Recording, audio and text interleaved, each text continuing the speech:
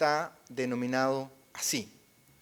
Se habla de un recurso de apelación, lo cual está en el título octavo, en el título tercero, perdón, del libro tercero de materia de recursos, a partir de lo que era más o menos 379, artículo 379 y siguiente. Digo más o menos porque más o menos esta es la última versión que hemos podido conocer,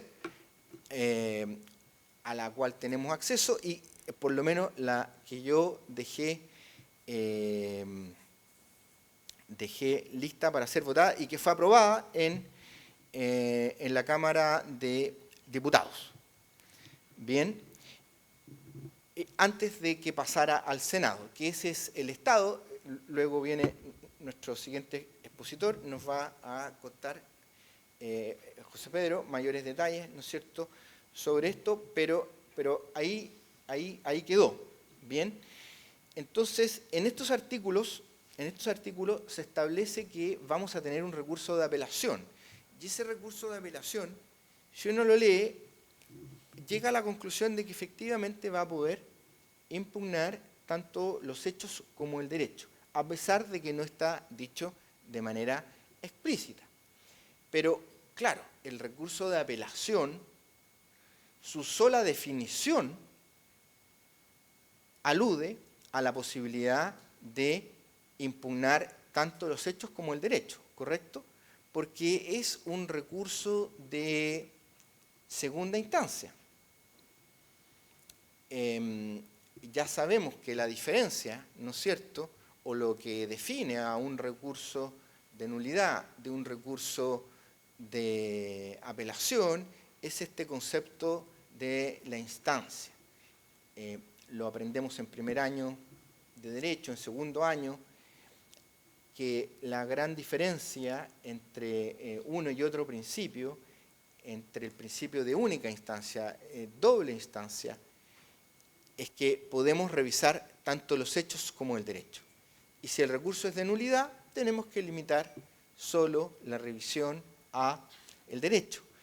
Y siempre uno aprendía eso a propósito de los recursos de casación, forma y fondo, pero hoy lo podemos aplicar de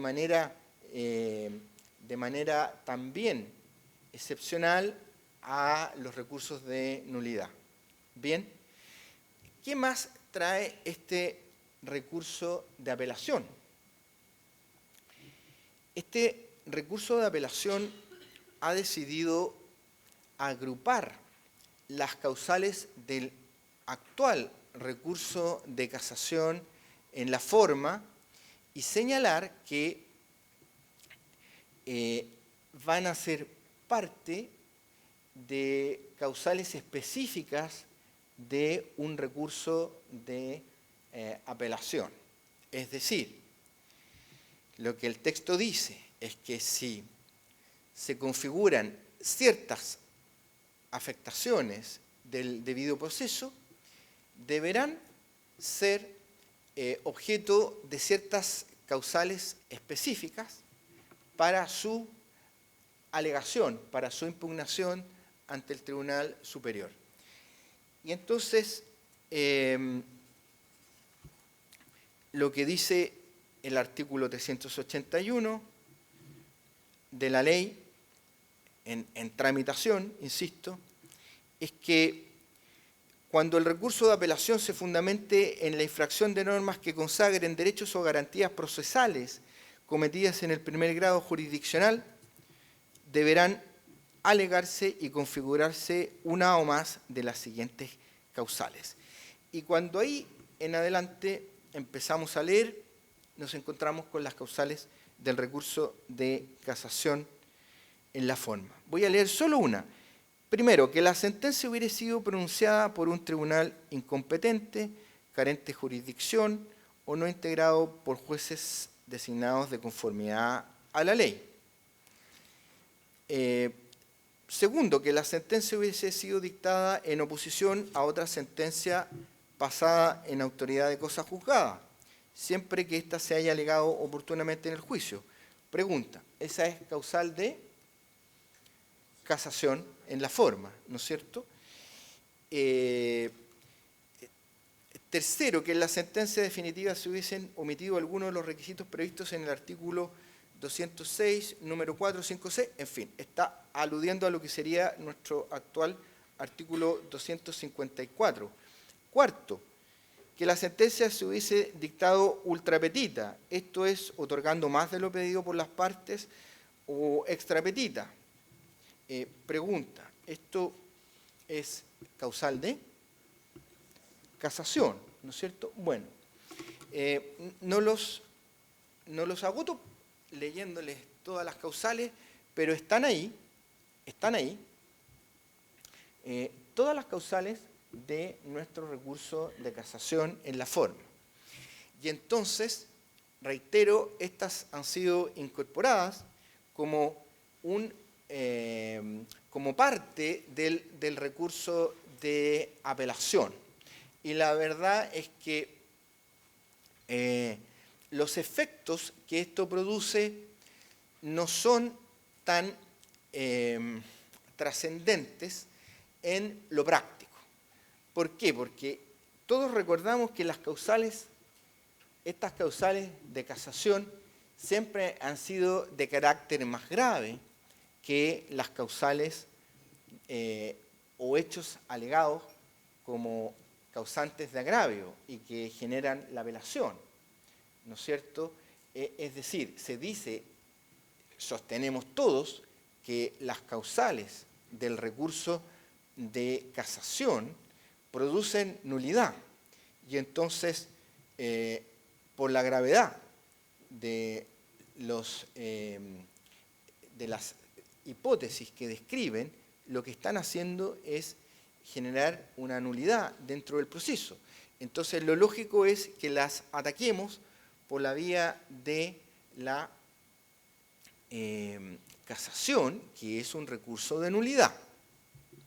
Bien, acá el código está optando por ponerlas como causales de apelación, causales especiales de apelación, lo cual en la práctica tiene un inconveniente que tal vez es menor, no es tan grave, porque ya sabemos que cuando estamos alegando hoy día un recurso o vicios de casación, ¿no es cierto?, con causales de apelación, y estamos deduciendo ambos recursos conjuntamente, más allá de la formalidad bastante estricta en la interposición de ambos recursos, en que tradicionalmente sabemos, y a veces puede haber un cambio de criterio en la Corte, pero en que se tienen que alegar primero las causales de nulidad,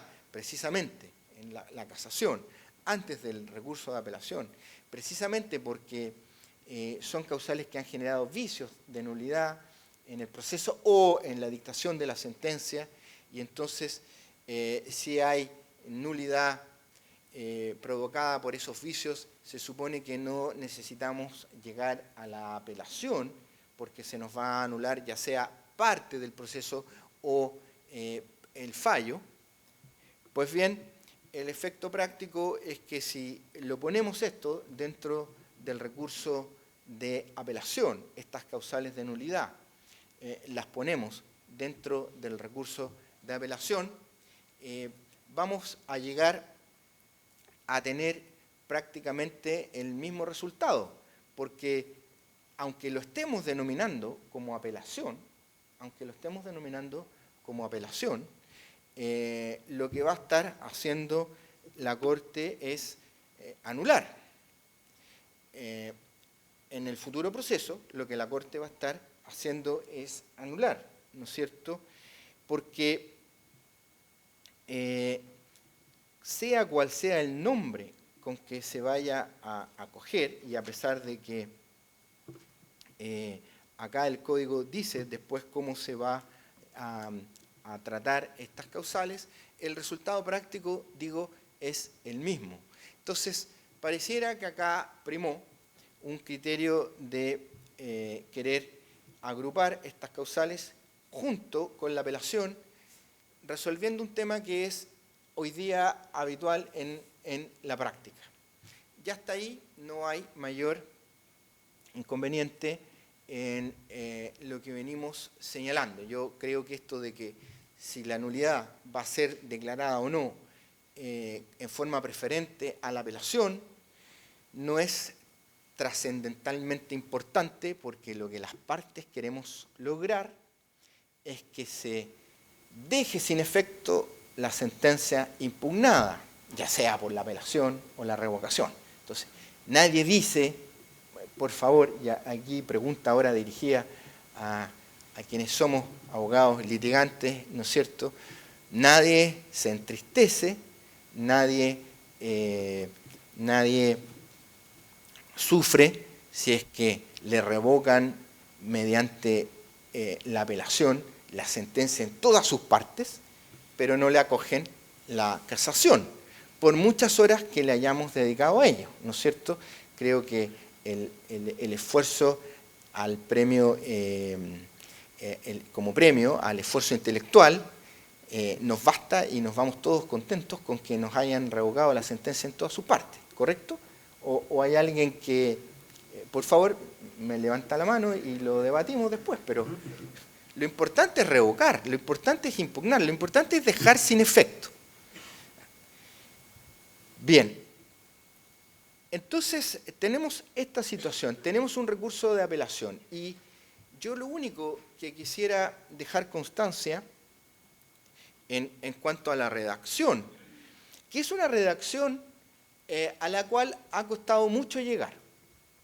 Acá permítanme hacer lo que se llama hoy día tan conocido en Netflix, ¿no es cierto?, la precuela de esto, porque llegamos a este actual proyecto de ley después de años de estudios y preparación para presentar proyectos, anteproyectos y luego un proyecto de ley que pasó por la Cámara de Diputados, por la Comisión de Constitución, Legislación y Justicia, donde se dio un debate interesantísimo, donde se intercambiaron posiciones, a veces o muchas veces divergentes, pero luego con convencimiento entre quienes asistían a estas sesiones, en que finalmente se estaba optando por la mejor solución legislativa. Entonces, en este actual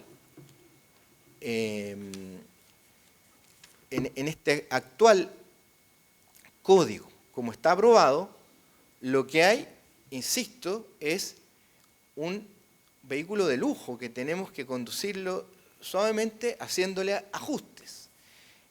Porque ya pasamos la etapa dura y lo que queremos todos es que se promulgue lo antes posible, ¿no es cierto?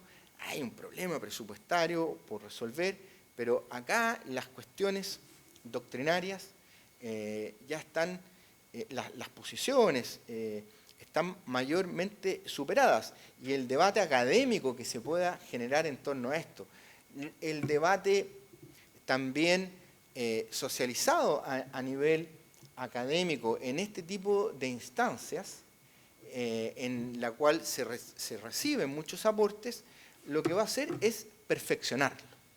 Bien, y lo que yo estoy tratando de hacer con mis comentarios y observaciones es precisamente lograr que este recurso de apelación, ¿no es cierto?, pueda seguir su viaje lo más raudo posible. Si tuviera que analizar alguna cuestión que me llame la atención, es una muy menor. Fíjense que cuando el artículo 381, que es el que yo les leí algunas disposiciones recién, ¿no es cierto?, señala que cuando el recurso de apelación se fundamente en la infracción a las normas que consagran derechos o garantías cometidas en el primer grado jurisdiccional, deberá alegarse y configurarse en una de las siguientes causales. ¿Se acuerdan que yo les leí esto hace algunos minutos y ahí después les leí las normas? Entonces, si uno dice, oiga, pero ahí dice cometidas en el primer grado jurisdiccional. Las infracciones cometidas en el primer grado jurisdiccional. Entonces no quiere utilizar el legislador la palabra en primera instancia. No es eso. O sea, ocupó, para no repetir, el tribunal de primer grado, claro, pudo haber dicho de primera instancia, pero, insisto, este sigue siendo un recurso de apelación. Está concebido como tal. Bien. Y finalmente, para ir refiriéndome a qué hacemos hoy día con la prueba en segunda instancia. ¿Qué hacemos hoy día con la prueba en los procesos orales?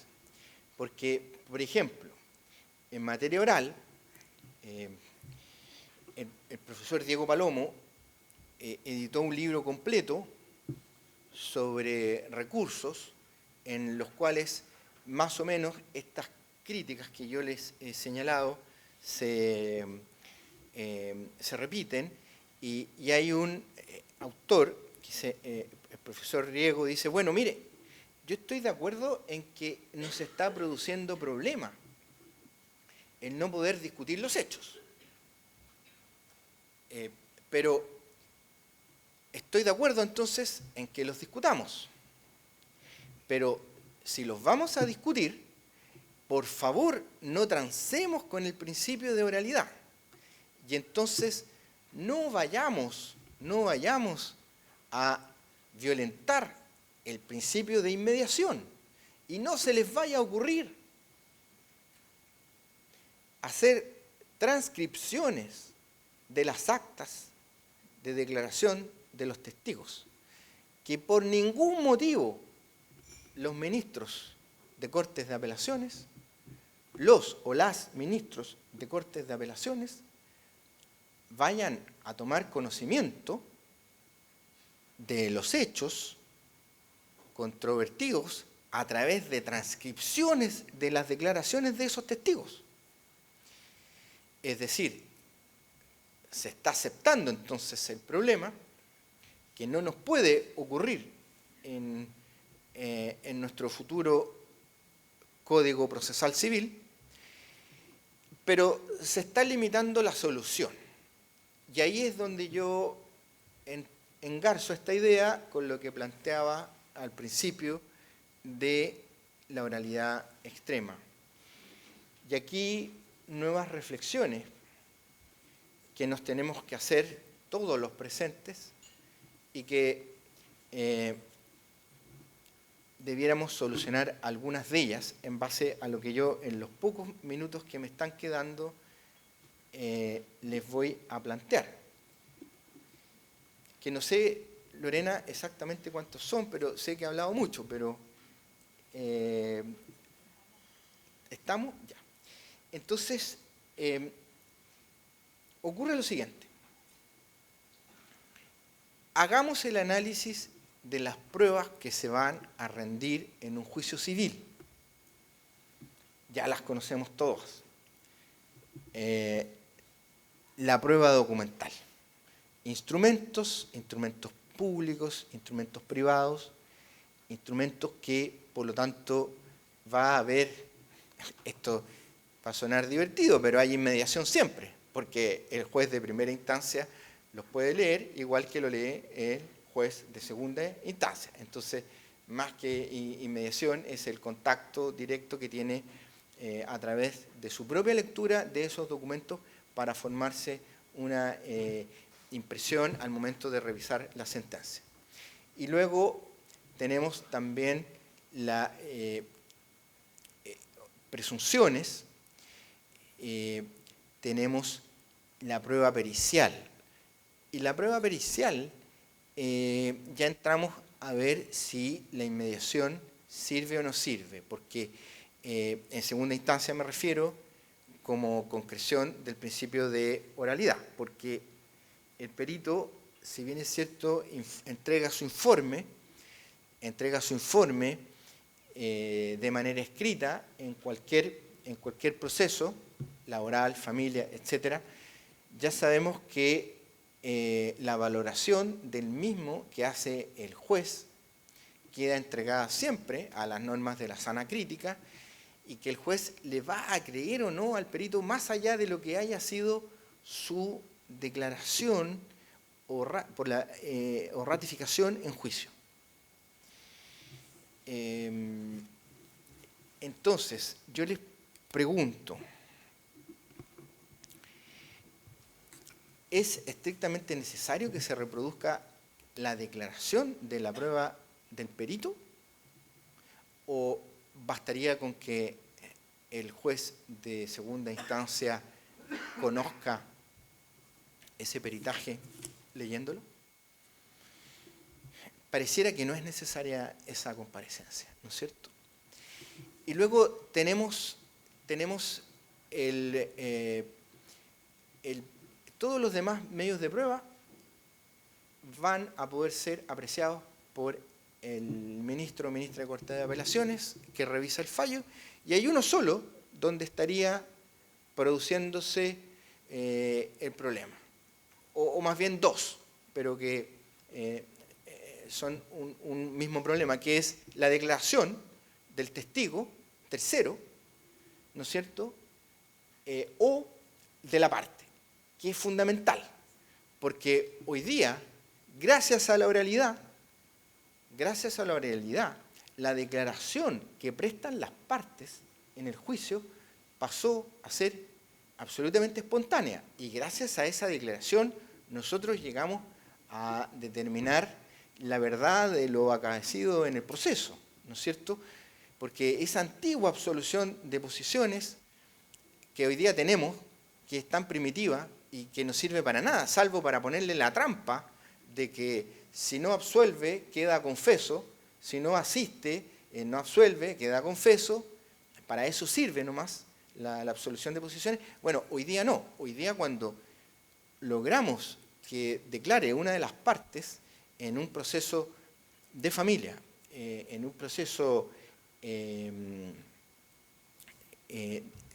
laboral o incluso penal, bueno, la cantidad de información que obtenemos de utilidad para acreditar los hechos, o dicho de manera más precisa, la cantidad de prueba que se obtiene de esas declaraciones es fundamental. Entonces, no podemos perder esto, que es fundamental, cuando lo llevemos a la segunda instancia. Pero tenemos esa limitación. Entonces, hay quienes dicen que se tendría que reproducir o permitir nueva prueba, y eso no es aceptable. Es decir, que tuviesen que declarar alguien nuevamente, no es posible. Hay un artículo en el proyecto que da esta impresión y que yo creo que debiera ser objeto de alguna corrección, ¿no es cierto?, que está en el actual artículo 371. Dice, prueba en los recursos con vista pública. Reitero, artículo 371 del proyecto de ley en tramitación.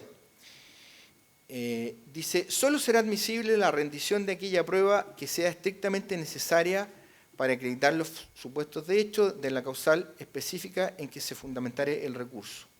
O sea, está admitiendo la posibilidad de rendir prueba en segunda instancia, cosa que a mí me parece absolutamente innecesaria, por la sencilla razón de que no tienen tiempo nuestros tribunales superiores, nuestras cortes de apelaciones. Solo por eso. Si en aras del debido proceso ya perfecto lográramos tener tiempo, bueno, fantástico, pero la realidad es que no lo hay. Entonces, ¿debiera permitirse entonces prueba en segunda instancia? No. Y luego pueden ir surgiendo distintas alternativas de solución que a mí el tiempo no me va a permitir analizarla hoy día. Pero, por ejemplo, ¿podría aceptarse entonces que el juez, al menos el juez de segunda instancia, escuchara el audio, la pista específica en que el apelante fundamenta su impugnación? No parecería tan ilógico, ¿no es cierto? Pero igual va a tomar mucho tiempo. Por lo tanto, lo que yo estoy diciendo es que, y es la hipótesis de la conferencia que les he dado hoy día, es que no podemos debilitar ni afectar el debido proceso en aras de una oralidad o inmediación extremas, y que tenemos que estar abiertos entonces a mejorar todos nuestros recursos, introduciendo las mejoras que sean pertinentes. Eso es, y gracias por la paciencia en haberme escuchado.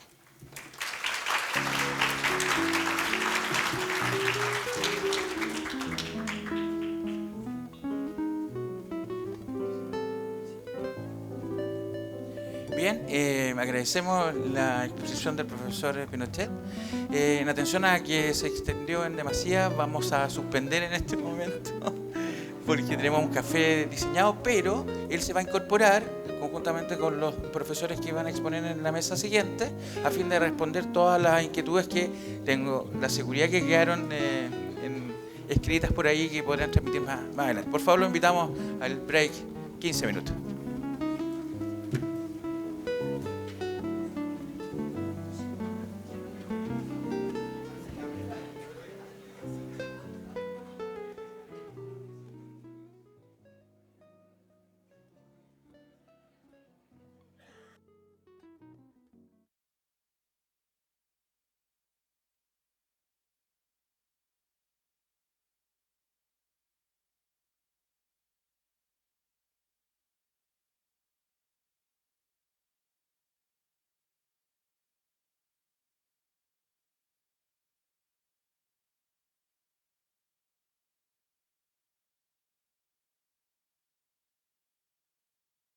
Y entonces creo que eso lo tiene que reflexionar el Poder Judicial, de por qué tiene que ser la Corte Suprema quien finalmente nos devuelva la dignidad y el reconocimiento de nuestra identidad.